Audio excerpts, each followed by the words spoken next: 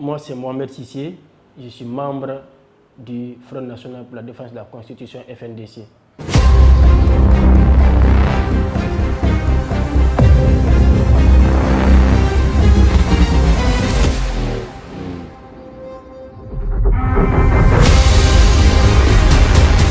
Nous avons subi des tortures extrêmes sur l'île.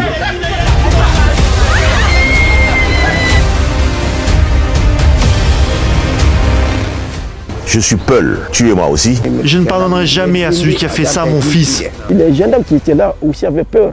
Pour ne pas que je meure avec lui.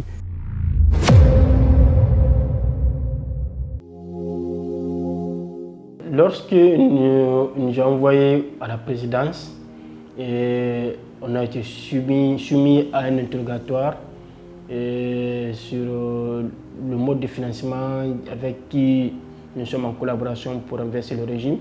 C'est suite à ça, parce qu'il y avait une cinquantaine de militaires à l'intérieur du palais, avec des officiers qui nous ont beaucoup plus torturés. Ils nous ont ligotés et bandé les yeux.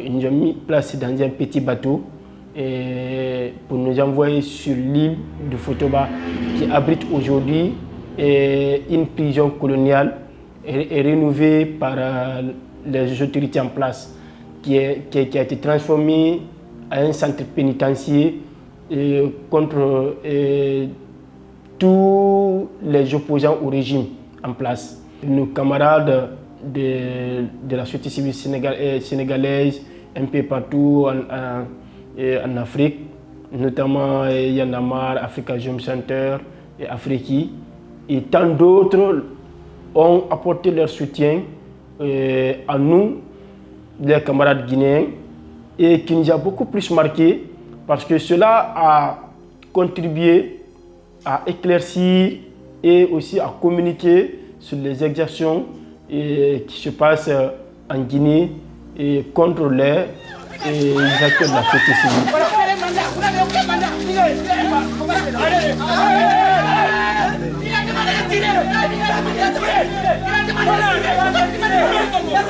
Les recours que nous avons faits au niveau de la CEDEAO, la Cour de justice de la CEDEAO, à l'Union africaine, à l'ONU, au Parlement européen et même au tribunal de Paris, parce que le général Modi Doumbouya a la nationalité française, ces recours ne se sont limités que seulement à des simples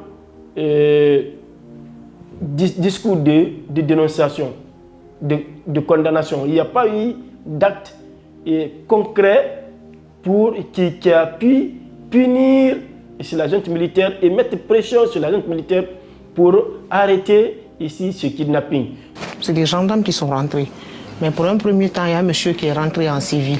Fonike et Bilo, ce n'est ni des bandits, ni des criminels. C'est des gens qui se battent aujourd'hui pour l'instauration d'une Guinée unie et prospère. Depuis notre enlèvement, ce phénomène de kidnapping a été une gangrène pour la société guinéenne. Et si cela ne s'est pas limité que seulement à nous, mais aujourd'hui, les acteurs de la classe politique, les acteurs de la société civile et même les journalistes ont continué à subir ici ce kidnapping. Et de plus encore, nos familles aussi sont victimes. Parce que lorsqu'on ne parvient pas à mettre main sur un opposant, un acteur de la société civile, on s'en prend à ses enfants, à sa femme ou à son père ou mère. Le coup d'État du 5 septembre 2021 avait suscité beaucoup d'espoir pour le peuple de Guinée. Et la junte militaire avait fait des engagements pour le retour rapide à l'ordre constitutionnel et aussi la mise en place des institutions républicaines crédibles. Ni moi, ni aucun membre du comité national du Rassemblement pour le développement et des organes de la transition ne sera candidat aux élections à venir. Mais fort malheureusement, ces engagements sont restés vains et le peuple est dans le désespoir.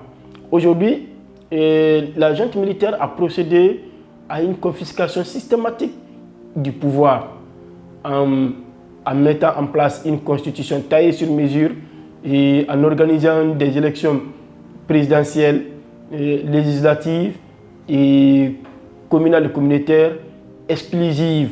C'est-à-dire ils ont dissous les partis politiques de l'opposition, mais aussi les organisations de la société civile les plus représentatives et crédibles. Il y a eu une exécution sommaire des cadres militaires qui ont été froidement assassinés, mais aussi des civils.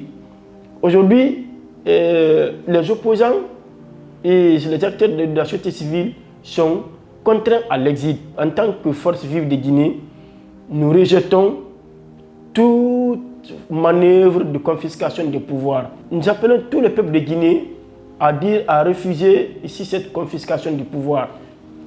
Ensuite, nous réclamons une transition civile qui va mettre en place des institutions républicaines crédibles et fiables, organiser des élections libres et transparentes et pour que la Guinée puisse être ici sur la voie de la démocratie.